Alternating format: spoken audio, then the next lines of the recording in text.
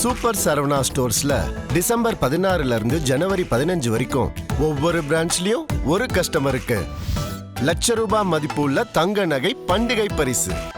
சொந்த வீடு வாங்க ஸ்டெப் ஸ்டோனுக்கு வாங்க. Step stone. தாவேக்காவோட மதுரை மாவட்ட செயலாளர் இவர் மேலே ஒரு குற்றச்சாட்டு வச்சுருக்காங்க. அந்த கட்சியை சேர்ந்தவங்களே வச்சுருக்காங்க. என்னன்னா, இவர் உருவக்கேலி பண்ணுறாங்க. குறிப்பாக பெண்களை மதிக்கவே மாட்டாங்க. அதே மாதிரி கட்சியில் பதவி கொடுக்கறது கூட இவர் பணம் வாங்குறாரு அப்படின்ற ஒரு பகிரங்கமான குற்றச்சாட்டு வச்சுருக்காங்க.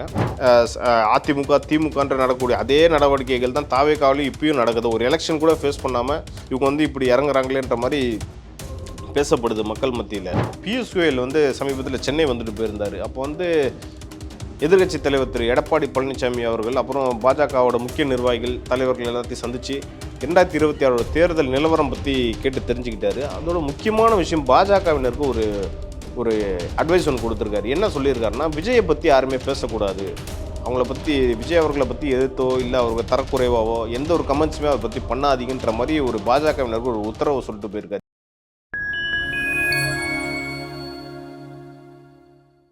ஃபைன் டைம் நேயர்களுக்கு வணக்கம்.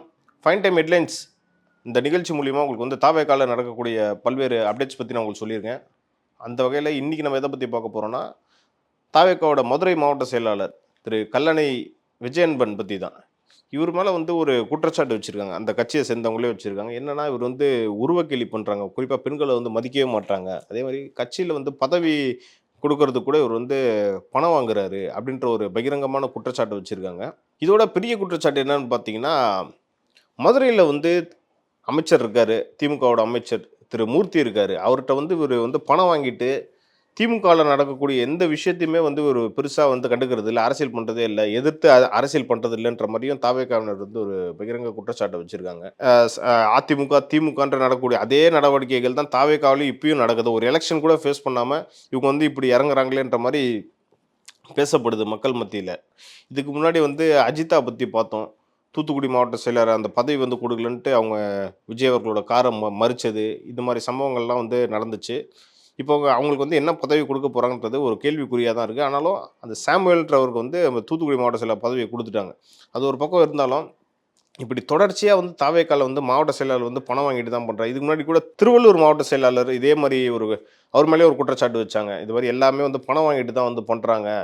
தாவேக்கா ஒரு மாற்று சக்தின்னு சொல்லக்கூடிய இடத்துல இருக்கிறப்போ இந்த கட்சியிலையும் எல்லாமே அதிமுக திமுகன்ற நடக்கக்கூடிய அதே நடவடிக்கைகள் தான் தாவேக்காவிலையும் இப்பயும் நடக்குது. ஒரு எலெக்ஷன் கூட ஃபேஸ் பண்ணாமல் இவங்க இப்படி இறங்குறாங்களேன்ற மாதிரி பேசப்படுது மக்கள் மத்தியில். ஸோ இதெல்லாம் விஜய் அவர்களோட கவனத்துக்கு எப்போ கொண்டு போகிறாங்களா இல்லையான்றது தான் ஒரு கேள்விக்குறியாக இருக்குது. இல்லை விஜய் இதை கண்டு காணாமல் அமைதியாக இருக்காரா அப்படின்ற ஒரு குற்றச்சாட்டும் அவர் மேலே வைக்கப்படுது. ஸோ இதெல்லாம் சரி செஞ்சால் தான் எலெக்ஷனில் அவங்க ஃபேஸ் பண்ணி ஒரு வெற்றியை பெற முடியுன்ற மாதிரி மக்கள் மத்தியில் பேசிக்கிட்டு இருக்காங்க. ஸோ இதை எப்படி இதை ஹேண்டில் பண்ண போகிறாங்கன்றதை நம்ம பொறுத்திருந்து பார்ப்போம். அடுத்தபடியாக நாம் தமிழர் கட்சியின் தலைமை ஒருங்கிணைப்பாளர் திரு சீமான் அவர்கள் சமீபத்தில் ஒரு கூட்டத்தில் பேசியிருந்தார். ஏன்னா இதுக்கு முன்னாடி ஈரோட்டில் திரு விஜய் அவர்கள் ஒன்று சொல்லியிருந்தார், திமுக ஒரு தீய சக்தின்னு ஒரு 5-6 வாட்டி அந்த தீய சக்தின்ற வார்த்தையை அழுத்தம் திருத்தமாக சொல்லியிருந்தார். ஆனால் அதே மாதிரி அடுத்து தாவேக்காவை தூய சக்தின்னு சொல்லியிருந்தார். உங்களுக்கு எல்லாமே தெரிஞ்சிருக்கும். ஆனால் அடுத்தபடியாக திரு விஜய் அவர்களோட படம் ரிலீஸ் ஆகுது இல்லை, ஜனநாயகன் படம் வருது, ஜனவரி 9ஆம் தேதி வருது. அந்த படத்துக்கு எல்லாமே பிளாக் டிக்கெட் கொடுக்காம எல்லாமே கரெக்டான டிக்கெட் ரேட்லேயே கொடுப்பாங்களா அப்படின்ற மாதிரி திரு சீமான் அவர்கள் அந்த கூட்டத்தில் கேள்வி எழுப்பினார்.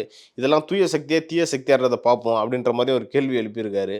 ஸோ ஜனநாயகன் அந்த படத்தோட ஃபீவர் இப்போவே மக்கள் மத்தியில் வந்துருச்சு. எப்படி இருக்க போகுது, அதுக்கு போட்டியாக பராசக்தி படமும் ரிலீஸ் பண்ண போகிறாங்க. ஸோ ரெண்டுத்துக்குமே போட்டி இருக்குன்றதுல எந்த டவுட்டும் இல்லை. ஆனால் பிளாக் டிக்கெட்டில் படம் எவ்வளோ விற்க போகிறாங்க, அந்த டிக்கெட்ஸை எவ்வளோ விற்க போகிறாங்கன்றது தான் இப்போ கேள்விக்குறியாக இருக்குது. ஸோ இதில் கண்டிப்பாக விஜய் அவர்கள் தலையிட்டு பிளாக் டிக்கெட்ஸை அது ஒழிப்பாரா மாட்டாரான்றது தான் அரசியல் நகர்கள் இருக்கும். ஏன்னா இங்கேயே பிளாக் டிக்கெட்ஸ்லாம் விற்றுட்டு நாளைக்கு அவர் ஒரு தூய அரசியலை பற்றி பேசுகிறப்போ கண்டிப்பாக இது அவருக்கு ஒரு விமர்சனமாக தான் போய் முடியும், பின்னடைவாக தான் போய் முடியுன்ற மாதிரி ரசிகர்களே சொல்லிக்கிட்டு இருக்காங்க.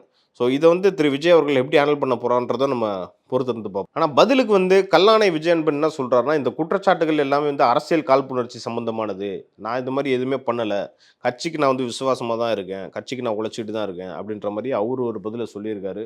ஸோ கட்சி தலைமை தான் இதை கவனிக்கணும், எது உண்மை எது பொய்ன்றது. தாவேக்காவோட கூட்டங்களுக்கெல்லாம் சமீபத்தில் பார்த்தீங்கன்னா QR கோடு வச்சு தான் அந்த கூட்டத்துக்கெல்லாம் அனுமதிக்கிறாங்க நிர்வாகிகள் தொண்டர்கள் எல்லாமே. சமீபத்தில் காஞ்சிபுரத்தில் நடந்த அந்த தனியார் கல்லூரியில் நடந்த அந்த கூட்டத்துலையும் சரி, புதுவையில் நடந்த கூட்டத்துலையும் சரி. ஆனால் ஈரோட்டில் தான் அந்த கியூஆர் கோட் சிஸ்டம் இல்லை. ஸோ அடுத்து வர கிறிஸ்மஸ் விழாவில் கூட அந்த கியூஆர் கோட் சிஸ்டம் தான் கொண்டு வந்தாங்க. ஆனால் இதுக்கப்புறம் வந்து பார்த்தீங்கன்னா அது ஓகே, ஓரளவுக்கு கூட்டம் வருது, கூட்டத்தை வந்து ரெஸ்ட்ரிக்ட் பண்ணுறதுக்காக தான் கியூஆர் கோட் சிஸ்டம் கொண்டு வராங்க, அது ஓகே தான். ஆனால் வந்து தாவேகா தொண்டர்களிடையே இது வந்து ஒரு முகம் சுளிக்கிற ஒரு விஷயமா தான் பார்க்கப்படுது.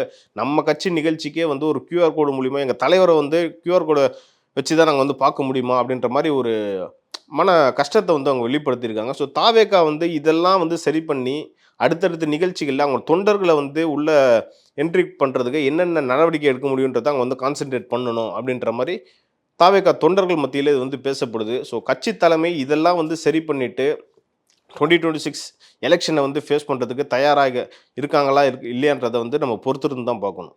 அடுத்தபடியாக நம்ம எதை பற்றி பார்க்க போகிறோம்னா, ஒன்றிய அமைச்சர் பியூஷ் கோயல் வந்து சமீபத்தில் சென்னை வந்துட்டு போயிருந்தார். அப்போ வந்து எதிர்க்கட்சி தலைவர் திரு எடப்பாடி பழனிசாமி அவர்கள், அப்புறம் பாஜகவோட முக்கிய நிர்வாகிகள் தலைவர்கள் எல்லாத்தையும் சந்தித்து 2026 தேர்தல் நிலவரம் பற்றி கேட்டு தெரிஞ்சுக்கிட்டாரு. அதோட முக்கியமான விஷயம் பாஜகவினருக்கு ஒரு ஒரு அட்வைஸ் ஒன்று கொடுத்துருக்காரு. என்ன சொல்லியிருக்காருன்னா, விஜயை பற்றி யாருமே பேசக்கூடாது, அவங்கள பற்றி விஜய் அவர்களை பற்றி எதிர்த்தோ இல்லை அவருக்கு தரக்குறைவாவோ எந்த ஒரு கமெண்ட்ஸுமே அதை பற்றி பண்ணாதீங்கன்ற மாதிரி ஒரு பாஜகவினருக்கு ஒரு உத்தரவு சொல்லிட்டு போயிருக்காரு. ஏன்னு பார்த்தீங்கன்னா 2026 தேர்தலில் வந்து திமுகவுக்கு எவ்வளோ சிறுபான்மை வாக்குகள் போதோ அதே மாதிரி திரு விஜய் அவர்களுக்கும் கிடைக்குன்ற மாதிரி அவர் பேசியிருக்காரு. ஸோ வந்து திமுகவுக்கு கிடைக்கக்கூடிய வாக்குகளை வந்து விஜயும் சரிசமமாக பிரிக்கிறதுனால அது ஏதோ ஒரு வகையில் தேசிய ஜனநாயக கூட்டணிக்கு அது வந்து உதவும்.